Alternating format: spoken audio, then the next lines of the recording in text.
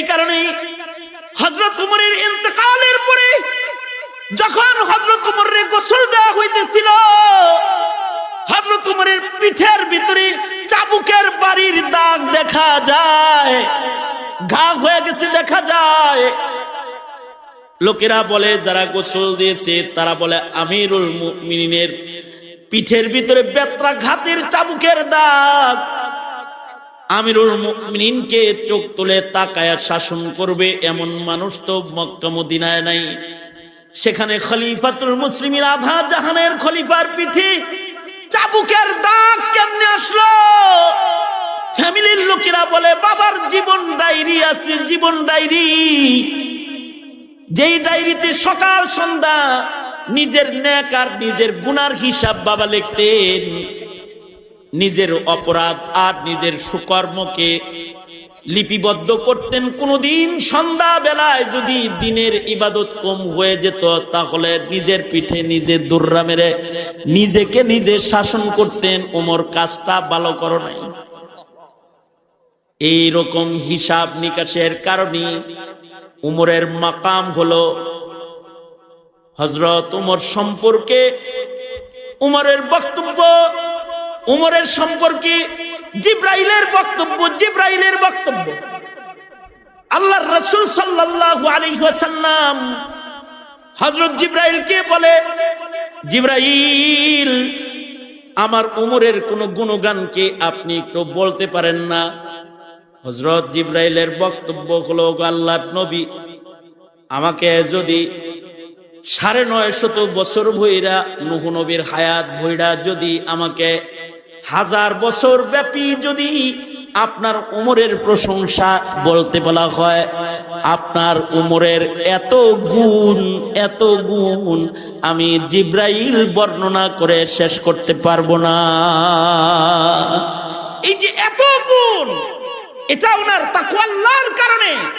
উম্মুল মুমিনিন হযরত আয়েশা সিদ্দিকা রাদিয়াল্লাহু আনহা বলেন আল্লাহর রাসূলকে, ওগো আল্লাহর নবী, আকাশে কত তারা আছে, আকাশের তারকা গুইনা শেষ করা যাবে না।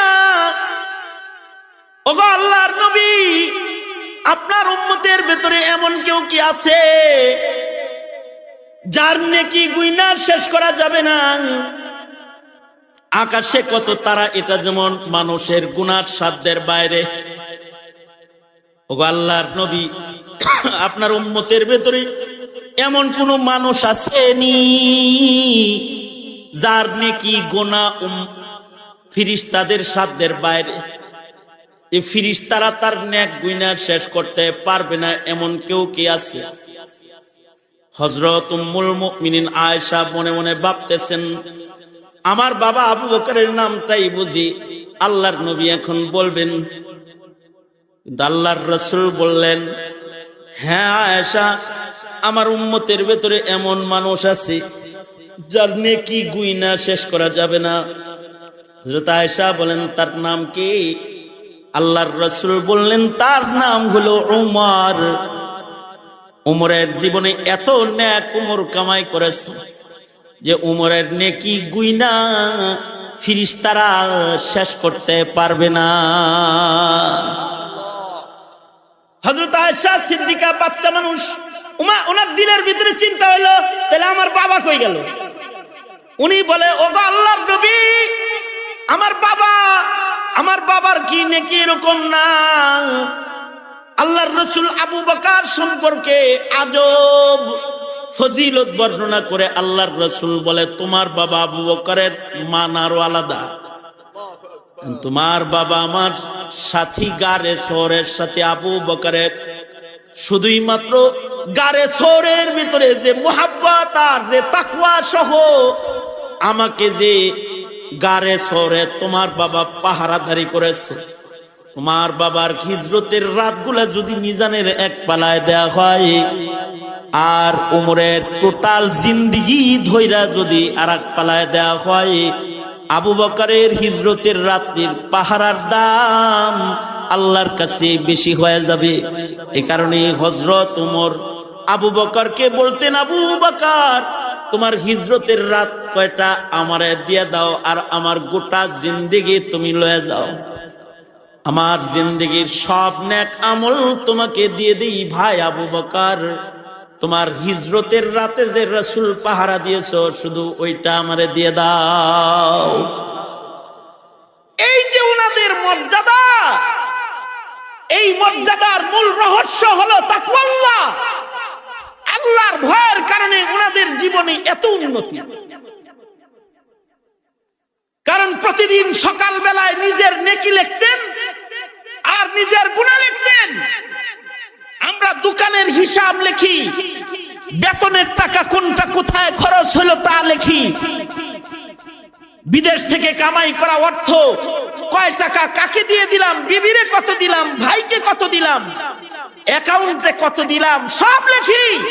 কিন্তু নিজের সেজদা লিখি না, নিজের গুনাহ আমরা লিখি না, যে কয়টা নেকি করেছি, কয়টা গুনাহ করেছি। এই জিনিসটা ততক্ষণ পর্যন্ত হিসাব রাখা সম্ভব হবে না যতক্ষণ পর্যন্ত হৃদয়ে না আসবে তাকওয়াল্লাহ। আল্লাহর ভয় যদি না আসে, আল্লাহর ভয় যদি কারোর ভেতরে প্রবেশ না করে, তাহলে সে নিজের নেক আর গুনার হিসাব কখনো করতে পারবে না। আজকে এখানে যারা আসছেন, শ্রোতা মণ্ডলী যারা আছেন, অনেকে আছেন সারা জীবনে 5 বেলার নামাজের হেফাজত করেন না। একটু হিসাব করেন, 35 বছরের হায়াতে কয়দিন আপনি নামাজ 5 ওয়াক্ত পড়েছেন, আর কয়দিন পড়েন নাই? মিজানের পালার সামনে দাঁড়াইলে আল্লাহকে কি হিসাব দিবেন? এটা একটু চিন্তা করেন। যদি আপনার হিসাব বলে যে আপনার জিন্দেগির অধিকাংশ দিন আর রাত গেছে বেনামাজির সিলওয়ালা, তাইলে তো কবর হাসর বড় খারাপ। ভয় আছে, কবরে যাওয়ার সাথে সাথে কিন্তু আযাবের মুখোমুখি হয়ে যেতে হবে। আরে নামাজ তো দূরের কথা, ছোট ছোট অপরাধের কারণে কবরের আযাব হয়।